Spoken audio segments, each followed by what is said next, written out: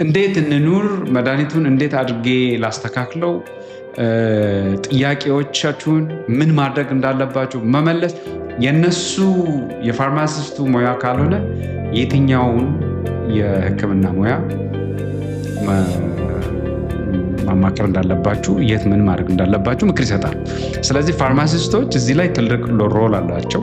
ስለዚህ መልእክታችን ለፋርማሲስቶችም ጭምር ነው። ፋርማሲስቶች የስኳር ህመምተኞችን አግዙ፣ ጥያቄዎቻቸውን መልሱ፣ የሙያ ግዴታችሁ ነው።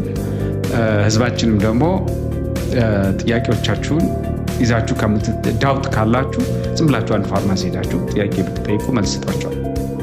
ለምሳሌ የስኳር መጠናቸውን የሚለኩባቸው ማሽኖች አሉ። አጠቃቀማቸውን፣ የስኳር ለብላቸውን፣ መቼ መውሰድ እንዳለባቸው፣ ምን አይነት መድኃኒት ወስደው ከምን ሰዓት በኋላ ነው ስኳራቸውን ቼክ ማድረግ ያለባቸው። ምክንያቱም ቅድም እንዳልከው ኢንሱሊን በአጭር ሰዓት ወይም ሾርት አክቲንግ አለ፣ ሎንግ አክቲንግ አሉ።